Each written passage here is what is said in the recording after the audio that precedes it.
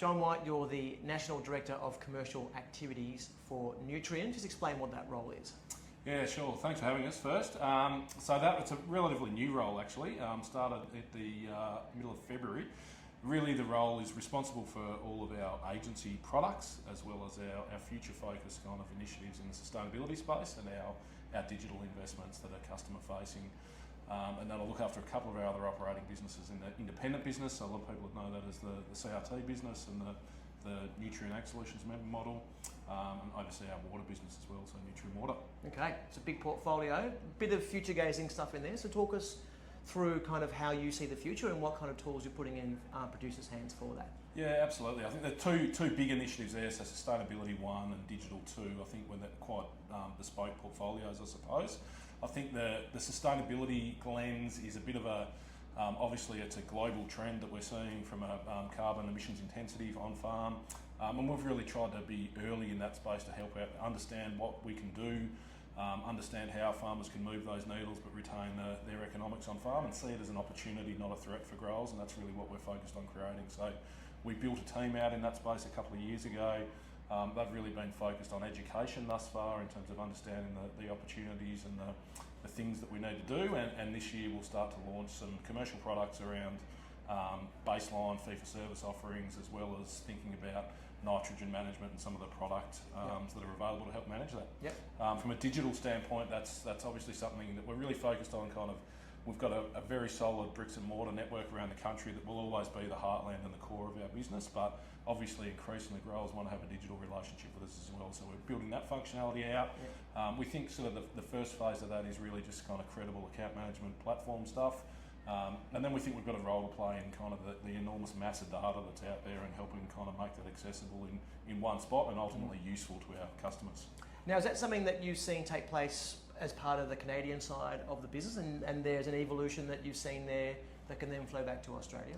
Yeah, I would say we're working on very similar things across the globe. It's not the case of sort of North America leads and we follow, but those themes are consistent from a sustainability, digital investment. I think they're global themes across any supply chain you think about. Yep. Agriculture's one, so we are doing similar things in terms of where our investment is. We're certainly learning from one another, and the spots that we're in front here down under, and the spots that North America are in front, and we're very much trying to learn from one another as we go. But certainly independent strategies to suit the marketplaces that we operate in. And let's talk about feedback. So kind of on ground, what are you seeing in terms of producers and their evolution to go down this digital path? Yep. Is it a big adoption curve, or do you think most people have kind of got it and there's just a bit of tinkering around the edges? How do you see it? Yeah, I think it's a really mixed bag. I think there's no doubt the core of our business is always going to be good people relationships on ground. Agriculture's a relationship game, and that's absolutely the core heartland of our business. That won't change. But I think increasingly the younger generation that are on farm may want to engage with us digitally, and we think about that really from a customer convenience standpoint. So if you're operating late at night, you might not feel comfortable to ring an account manager, a branch will be closed. We want to make that information still accessible if our customers need it. I think once we get that done, we get into some of the more the fun stuff, I suppose, that really looks at, for all the precision ag tools that are out there, all those sorts of things that farmers have been promised the opportunity for, but find it very hard to sift through, and multiple logins, multiple different platforms. I think the challenge for us is how do we kind of help unify that for customers and simplify it. Yeah, I'll put you on the spot a bit here, but is there a really great case study of a producer who's started to use this suite of tools in terms of the ROI that they've delivered, and how does that kind of help sell the message to the next farmer you talk to? To the next farmers. Yeah, look, I think for where we're at right now, we've launched sort of basic account management, admin functionality. We've launched a payment solution that gives them some more flexibility easily to manage their cash flow. And we've launched some precision ag products that sort of sit separate. So I don't think there's a case study end to end, and I think agriculture can be bad at looking for these kind of silver bullets that solve everything. And we're certainly not going down that path. So I think each field has its own little unique patch at the moment.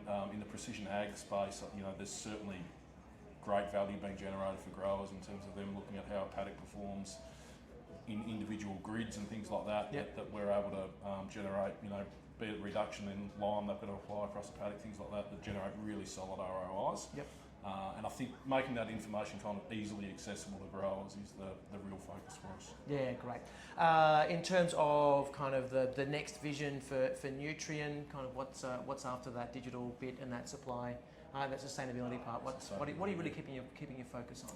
Yeah, look, I mean, I think, again, you know, our core is kind of in the farm gate, at the kitchen table, in the paddock with farmers, helping them make good decisions. So we're really focused on having the best people out there that our customer base can deal with.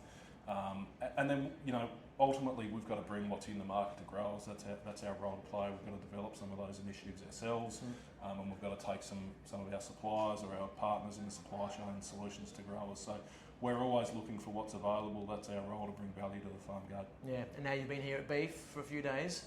What are you hearing around the traps that sort of caught your attention the most? Yeah, it's the first time I've been here. Fantastic event. Been here for a couple of days. Look, I think, you know, from where I sit, ag's in a bit of a consolidation phase. We came out of the drought, had the 20-year, 21, 22 terrific years really across the board. There's always pockets that are going a bit different, but, you know, net, you would say, really bull period for agriculture, and we probably got the speed wobbles up a bit in 2023. We saw a bit of a correction in livestock markets, and we obviously saw sort of forecasts of seasonal issues. So I think that's enabled the sort of industry to take a bit of a breath and have a think about where are we at. And as we come out the other side of that, I feel like, you know, growers are really confident. It's hard not to be very bullish on the cattle market with what's going on in the US herd, and if we can continue to see a season here in Australia, you know, I think there's a lot of confidence and optimism out there, and hopefully we're ready to go again. And that's what's kind of supported by ABARES forecast, where we see ag production growing to 85 billion is their forecast for this year, up 6%. So it's a terrific environment. That's great. Jon White, thanks very much. Thank you. Great.